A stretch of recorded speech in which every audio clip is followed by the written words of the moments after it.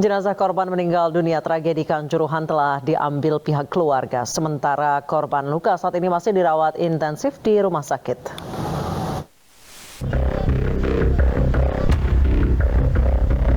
Hingga Senin pagi, sebanyak 26 korban masih dirawat di RSSA Malang, Jawa Timur. 6 diantaranya dirawat di ICU, sisanya di ruang rawat inap. Mayoritas korban yang dirawat mengalami sesak nafas dan benturan di bagian dada. Masih kita stabilisasi ya, kalau membaik betul ya belum, tapi kita terus penanganan untuk mengurangi gejala yang ada tadi. Kami menerima totalnya 21 jenazah, kemudian itu kita identifikasi. Yang dikirim ke sini karena identitasnya yang nggak jelas, kemudian kita sudah lakukan dead victim identification. Dari 21 itu alhamdulillah sudah terurai semua, sudah jelas ini jenazahnya. Sementara jumlah total korban tragedi sepak bola Kanjuruhan secara keseluruhan adalah 448 orang. Korban meninggal dunia 125 orang, luka berat 21 orang, dan luka ringan 302 orang.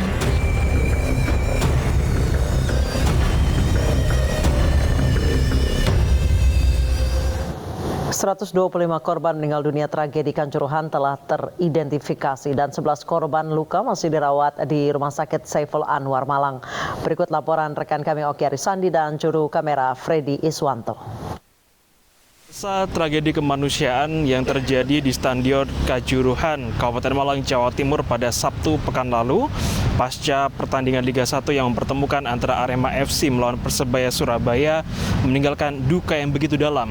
Bagaimana tidak, sesuai data yang disampaikan oleh Menteri Koordinator Pembangunan Manusia dan Kebudayaan Menko PMK Muhadjir Effendi, tercatat setidaknya ada 125 korban jiwa yang meninggal dunia atas tragedi kemanusiaan tersebut. Dan dari data tersebut, alhamdulillah semuanya telah berhasil diidentifikasi oleh pihak rumah sakit dan telah dibawa pulang oleh masing-masing keluarga untuk disemayamkan. Dan tidak hanya menimbulkan korban jiwa, sejumlah korban luka tercatat hingga 400 orang lebih ini tengah dirawat di sejumlah rumah sakit di wilayah Malang Raya.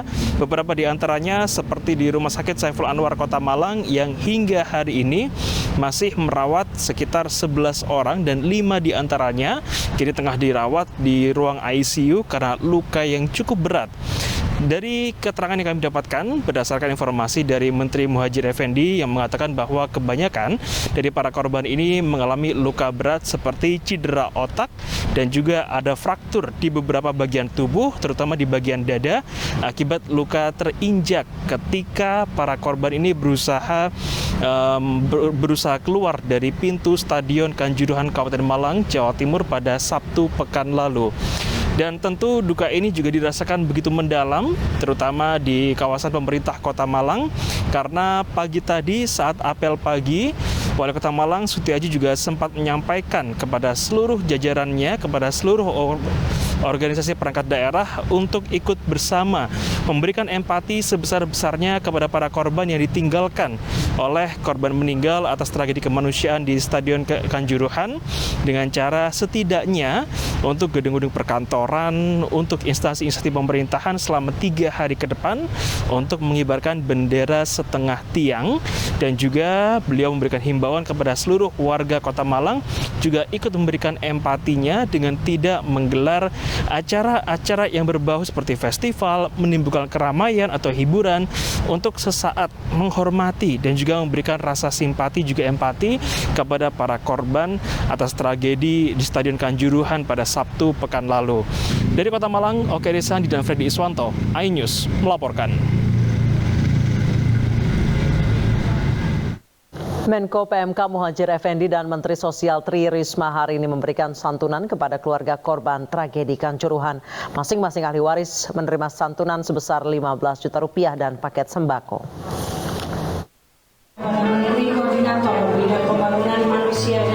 Pemerintah memberikan santunan kepada keluarga dari 125 korban tragedi Kanjuruhan. Santunan diserahkan langsung oleh Menko PMK Muhadjir Effendi dan Menteri Sosial Tri Risma hari ini di Kota Malang. Masing-masing ahli waris mendapat santunan sebesar 15 juta rupiah dan paket sembako. Pemerintah juga memberikan bantuan khusus bagi keluarga korban yang kehilangan pencari nafkah. Standarnya adalah 15 juta per korban. Jadi kalau korbannya satu keluarga ada 2, kami juga berikan begitu. Kalau ada 3 ya kita berikan 3 begitu. Standarnya begitu. Nah, kita berikan ini, nah kemudian kita berikan sembako. Tapi ada yang khusus seperti misalkan tadi bapaknya yang meninggal, kemudian anaknya masih sekolah, itu kita tangani khusus. Sambil memberikan santunan, Menko PMK Muhadjir Effendi dan Menteri Sosial Tri Risma Harini juga menyemangati keluarga para korban. Usai menyerahkan santunan, Menko PMK dan Mensos bertakziah ke rumah sejumlah korban.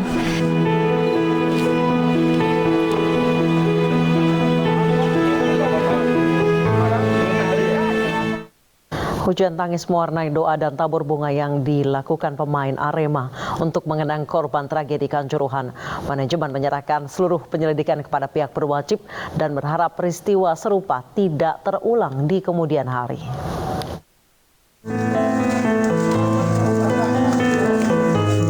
Tangis pemain Arema pecah saat datang ke Stadion Kanjuruhan, Malang, Jawa Timur, Senin siang. Kedatangan skuad lengkap Arema untuk mendoakan para korban dalam tragedi yang terjadi Sabtu malam kemarin. Mereka juga melakukan tabur bunga di Monumen Kepala Singa yang berada di depan stadion.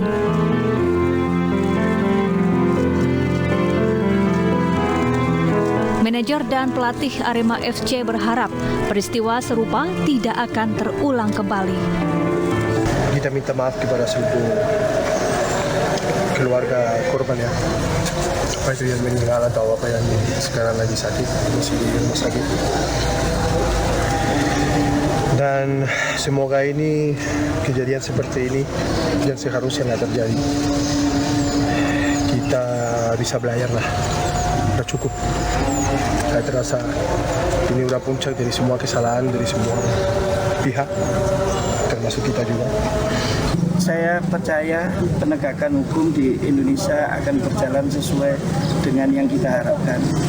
Jadi kita pasrahkan penyelidikannya ke pemerintah yang lagi ngurusin ini semua ya. Kalau dari manajemen fokusnya ke keluarga korban. Rencananya usai berdoa bersama, para pemain juga akan mendatangi perwakilan keluarga korban dalam kericuhan tersebut. Aksi menyalakan 1000 lilin dan doa bersama mengenang para korban kerusuhan Stadion Kanjuruhan digelar di berbagai daerah. Aksi bela sungkawa digelar berbagai supporter, baik di Jakarta maupun di daerah lainnya.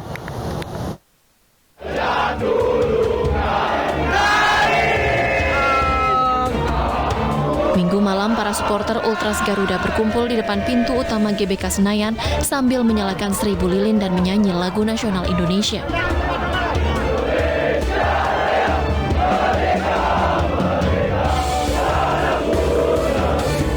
Para supporter juga membawa banner bertuliskan tak ada pertandingan sepak bola yang sebanding dengan nyawa seseorang.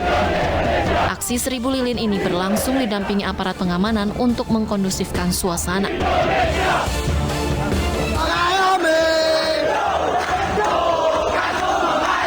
Ratusan Aremania juga berkumpul di halaman depan Stadion Kanjuruhan, Kabupaten Malang. Mereka berkumpul dengan menyalakan lilin dan berdoa bersama. Peserta doa berharap agar insiden tragis seperti ini tidak akan terulang kembali dan pemerintah mengusut tuntas tragedi ini. Selain itu, mereka juga berharap agar manajemen berbenah dalam pengamanan supporter saat pertandingan.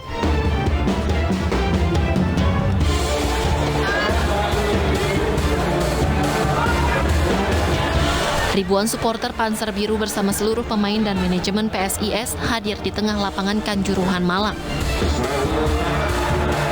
Doa bersama ini sebagai bentuk solidaritas dan empati atas tragedi di Stadion Kanjuruhan, Malang.